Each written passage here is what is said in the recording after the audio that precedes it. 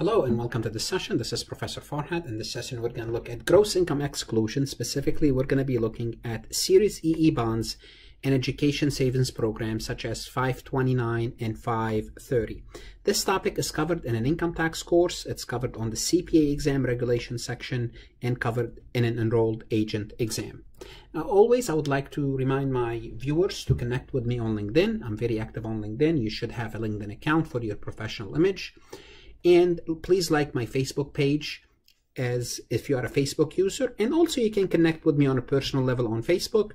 I want to make sure you subscribe to my YouTube because this is where I house all my lectures. So it's very important that you connect with me on YouTube because when I post something new, you will have access to it. You will know you are aware of it. I also have a Twitter account and you could always reach me through my website, farhadlectures.com.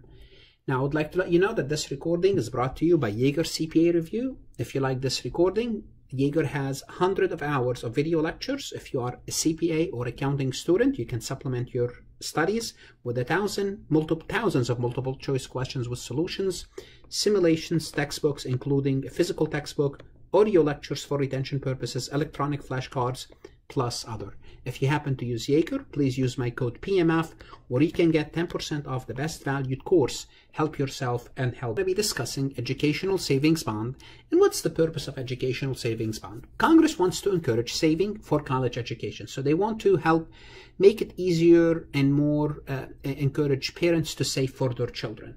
So what happens is if you buy those special type of bonds called Series EE savings bonds, you'll be able to exclude the interest. So you're going to buy the bonds, earn interest. That interest is excludable, therefore it's tax-free to you, as long as the proceeds is used to pay for qualified higher educational expenses. The bond was issued after 89, which is the beginning of 1990, and the bond is issued, the person that bought it, the person is at least 24 years old. Okay? So now remember, just like with any other program where the government wants to help you, they want to help you up to a point. So there's an exclusion. The exclusion is phased out. Once your modified AGI exceeds a certain threshold. So simply put, once you make too much money, they say, guess what? You can no longer exclude that interest. Now, how do we do so? Well, the phase out begins, and this is for 2018. This could be different in 2019, 2020, 2021. The phase out begins for a single individual, $79,550, and for married filing jointly, $119,300 for year 2018. And the way we compute it is something like this. We'll take modified adjusted gross income minus the threshold, if you are single or married filing jointly.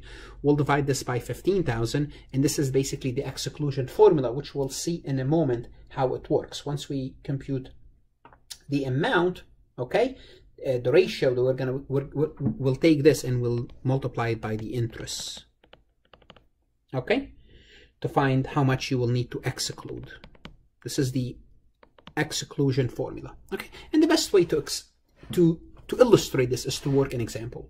So now we are in 2018. Starting in 2007, Chuck and Luann have been purchasing Series EE bonds in their name to use for the higher education of their daughter Susie, who's currently 18. So in 2017, she was 18 and they were buying the bond. So we can fairly assume that Chuck and Luann are over 24-year-old. During the year, which is 2018, they cashed out 12,000 of the bonds to use for freshman year tuition, fees, and room and board. Of this amount, 5,000 represent interest. Okay, so of the 12,000, 8,000 is used for tuition and fees, and 4,000 is used for room and board. Now, I just want to let you know that room and board is not qualified educational expense. Chuck and Luann AGI before educational savings account exclusion is 120, review 135 and section 135. Don't worry about this. I will tell you what's in there. Okay, what you need to know. So determine the tax consequences for Chuck and Luann. Well, let's think about it.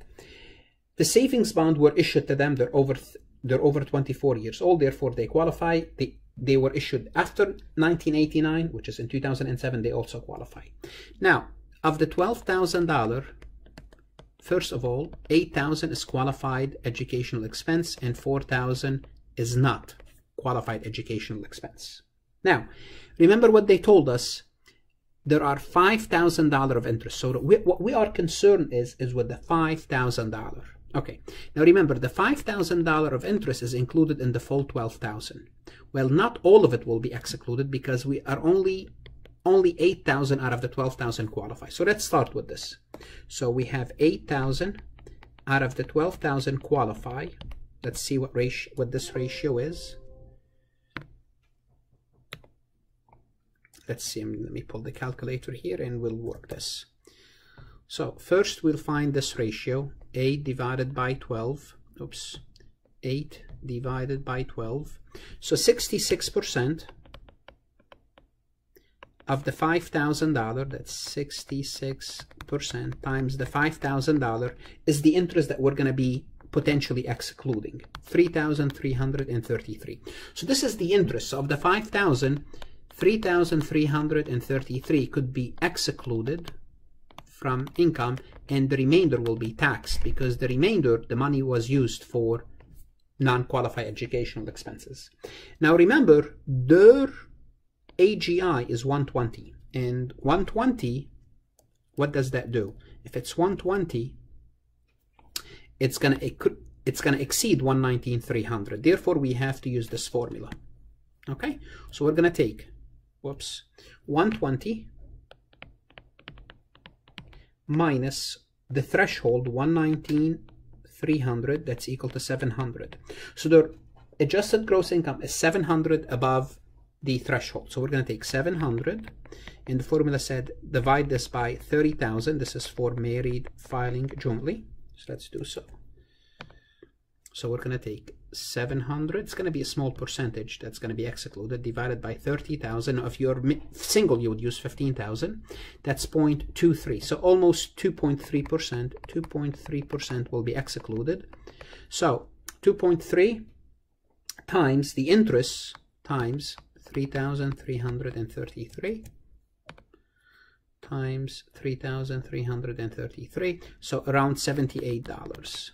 So we're going to lose another $78. So simply put, they receive interest of $5,000. That's the interest from the whole deal. Of this interest, we said 3,333 could be excluded, but because their modified adjusted gross income is above a certain amount, we're going to take out of this $78. So all in all, so 333 minus 78, 3,200, and I missed that, 55. So 3,255 will be excluded from their income. Simply put, another way to say it, if they receive 5,000 of interest, 3,255 is tax-free, and the remainder, which is 1,745, will be included. So the 1,745 is the amount that we include. So hopefully you saw how we did this computation. B, assume that Chuck and Luann purchased the bond in Susie's name. Not good, not good. Why? Because Susie is already 18 years old, and in 2007 she was younger. So she's definitely younger than 24. What's going to happen? The full 5,000 will be taxable. Okay, because it doesn't qualify. Okay. How would your answer in part A change if Chuck and Luann filed separately? Not good. If you're married filing separately, you would lose this exclusion. Therefore, the full 5,000 will be taxable. Okay. So again, this is a bond, and basically they made $5,000. They did not use the whole thing for qualified educational expenses. The majority of it, 66% of the interest was used. Then they lost some of that exclusion because they exceed a certain threshold. Now, that's not the only government plan that's going to help you save for your college education. Well, there's something called Qualified Tuition Program. In most states, they have this. And what this does, it allows the parents to prepay tuition for their children. So once you have a child, what you would say, I would like my child to go to the state of Pennsylvania, and I would like to pay my tuition now. So basically, you'll pay your tuition now. Now, why are you doing so? Basically, you are hedging, because today, maybe the tuition in a state school is $12,000. 18 years from now, the tuition could be $20,000 or more than $20,000. So notice what you did is you paid today, you saved $8,000, basically. You got a discount, okay, but you have to pay now. So that's the plan. Now the question is, what happens if your child doesn't attend college? Well, if they don't attend college, throw them out of the house. I'm just kidding. If they don't, what's going to happen? This money is going to grow, and basically this $12,000 will be invested, and they're going to give you back your money plus interest, but that interest will be taxable. So that's what happens if your child does not attend college. Okay. So the excess amount refunded is taxable. So whatever it grows above 12,000, the excess amount is is taxable. Okay. So how does this work? Well, amount contributed must be used to pay qualified higher education. Now let's see what qualified higher education is for the 529 plan. Tuition, fees and books, supplies, notice, room and board. Room and board is included here for the qualified tuition plan. Equipment required for enrollment or attendance. Also to include computers, computer technology, including software that provide access to the internet. And who knows what technology will be, you know, when your child attend college 12, 13, 14, 15 years from now. Okay? Now, remember, the earnings is not included in income, so any earnings is not included in income. And remember, you got a discount. The discount is not included in income. Therefore, you pay for that college education, and you don't have to pay for the difference between what you paid and what's the actual tuition is. Now, also one more thing.